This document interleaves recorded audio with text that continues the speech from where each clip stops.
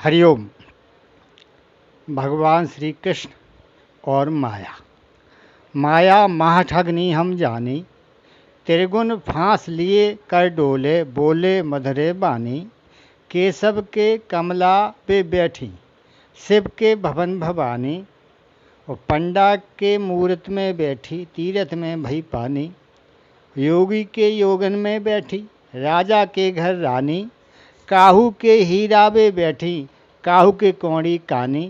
भक्तन की भक्तन वे बैठी, ब्रह्मा के ब्रह्माणी। कहत कबीर सोनो भई साधो, यह सब अकथ कहानी। माया महाठगनी हम जानी। कबीरदास जी का कहना है कि माया महाठगनी है, जिसका वर्णन नहीं किया जा सकता है।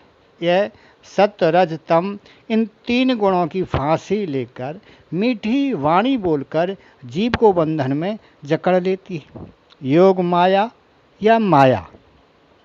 भगवान श्री कृष्ण की यह योग माया, जिनकी अत्यंत प्रभावशाली वैष्णवी ऐश्वरी शक्ति है, जिसके बस में संपूर्ण जगत रहता है, उसी योग माया को अपने बस में करके भगवान लीला के लिए दिव्य गुणों के साथ मनुष्य जन्म धारण करते हैं और साधारण मनुष्य से भी प्रतीत होते हैं।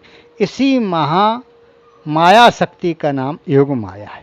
गीता के 4 अध्याय का 6वां श्लोक में भगवान श्री कृष्ण कहते हैं कि मैं अजन्मा और अविनाशी था, समस्त प्राणियों का ईश्वर होते हुए भी अपनी प्रकृति को अधीन करके अपनी योग माया से प्रकट होता हूँ।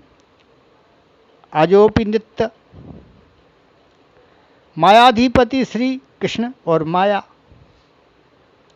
सृष्टि के आरंभ में परब्रह्म परमात्मा श्री कृष्ण ने माया को अपने पास बुलाकर कहा कि मैंने संसार की रचना कर ली, अब इस संसार को चलाना तेरा काम है। माया ने कहा भगवान मुझे स्वीकार करना है, किंतु एक प्रार्थना है। भगवान ने कहा कहो क्या प्रार्थना है। माया ने कहा प्रभु इस संसार को चलाने के लिए जिन आकर्षणों की आवश्यकता है वह तो सबके सब आपके पास है, उनमें से एक आध मुझे भी दे ताकि मैं जीवों को अपने जाल में फंसा कर रख सकूं। भगवान ने कहा बोलो क्या चाहिए। माया ने कहा प्रभु आप आनंद के सागर हैं, मेरे पास दुख के सिवाय क्या है, कृपया आप उस आनंद के सागर की एक बूंद मुझे भी दे दें ताकि मैं उस एक बूंद का रस संसार के इन समस्त जीवों को बांटकर उन्हें अपने बस में रख सकूं। अन्यथा वे मेरी बात नहीं मानेंगे और सीधे आपके दरबार में पहुंच जाएंगे।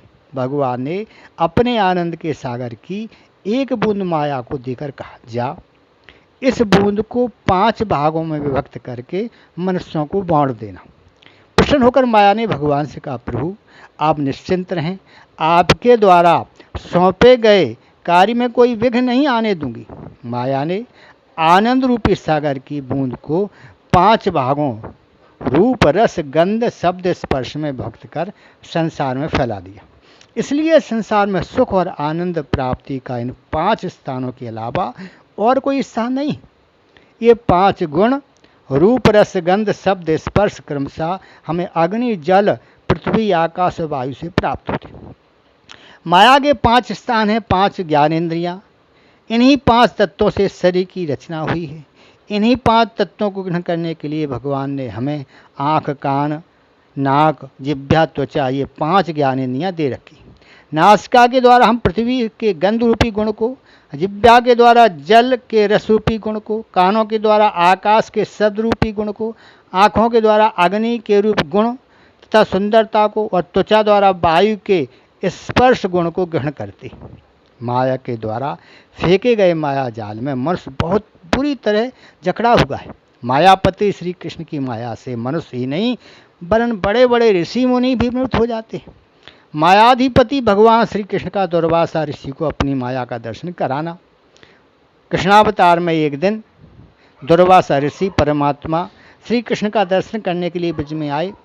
उन्होंने महावन के निकट कालंदी के तट पर श्री कृष्ण को गोप सखाओं के साथ बालू में लौटते और आपस में मल्लयुद्ध करते देखा। धूल धूसर स्वांग वक के श्रम दिगंबरम। भगवान श्री कृष्ण का सारा शरीर धूल से भरा है। बाल टेढ़े मेढ़े बिखरे हुए, नंग धड़ंग शरीर पर कोई वस्त्र नहीं है और वे गोप बालों के पीछे पीछे दौड़े चले आ रहे हैं। पर ब्रह्म भगवान श्री कृष्ण स्वरूप में ऋषि आए थे परमात्मा के दर्शन की अभिलाषा से, परंतु ब्रह्म को जिस वेश में देखा हुआ है आश्चर्य में पड़ गए। पर ब्रह्म के जो लक्षण उनके हृदय में बैठे हुए थे वे तो कृष्ण से मिलते नहीं थे। भगवान की माया ने उनके मन में एक शंका पैदा कर दी, क्या ये ईश्वर है? भगवान है तो फिर साधारण बालक की तरह भूमि पर क्यों लौट रहे? नहीं है, ये परमात्मा भगवान श्री कृष्ण नहीं है, ये तो नंद बाबा के पुत्र मात्र हैं, ये ईश्वर नहीं है। भगवान की लीला का आयोजन योग माया ही करती है। ऋषि दुर्वासा को भगवान श्री कृष्ण का माया वैभव प्रकट कराने के लिए योग माया प्रकट हुई। योग माया सारे खेल का आयोजन करती है। सबके सामने भगवान योग माया से ढके रहते हैं, परंतु प्रेमी भक्तों के सामने भगवान योग माया से अनावृत प्रकट रूप में रहते हैं।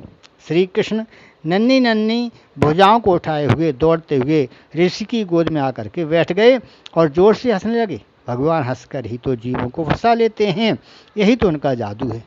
खिलखिलाकर हंसते श्री कृष्ण के मुख में श्वास के साथ योग माया दुर्वासा ऋषि को खींच लेती है और ओंठों के कपाट बंद कर देती है। अब योग माया ने दुर्वासा ऋषि को भगवान का वैभव दिखाना शुरू किया।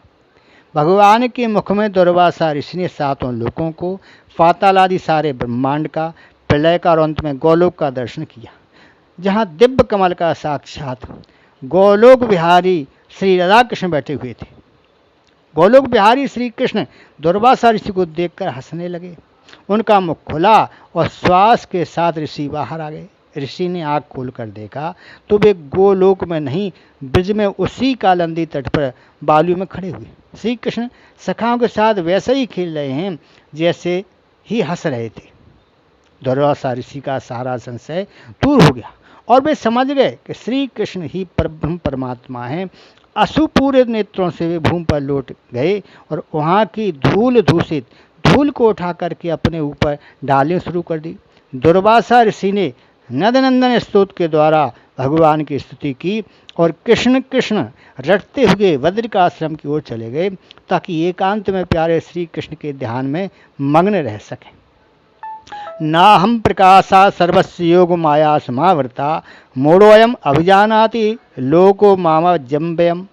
गीता 7वें श्लोक का 25वां श्लोक। अपनी योग माया से छिपा हुआ मैं सबके सामने प्रत्यक्ष नहीं होता, इसलिए यह अज्ञानी मनुष्य मुझ जन्म रहित अविनाशी परमात्मा को तत्व से नहीं जानता है, अर्थात मुझे जन्मने मरने वाला मानता है। भगवान जब मनुष्य के रूप में अवतरित होते हैं तब जैसे बहुरूपिया किसी दूसरे स्वांग में लोगों के सामने आता है, उसी समय अपना असली रूप छिपा लेता है, वैसे ही भगवान अपनी योग माया को चारों ओर फैलाकर स्वयं उसमें छिपे रहते हैं। साधारण मनुष्यों की दृष्टि उस माया के पर्दे से पार नहीं जा सकती, इसलिए अधिकांश लोग उन्हें अपने जैसा ही साधारण मनुष्य मानते हैं। जो भगवान के प्रेमी भक्त होते हैं, जिन्हें भगवान अपने स्वरूप गुण लीला का परिचय देना चाहते हैं, केवल उन्हीं के सामने वे प्रत्यक्ष होते हैं। अजोपि सन्नवे आत्मा भगवान ने ऐसा कहा है। हरिओम हरिओम हरिओम।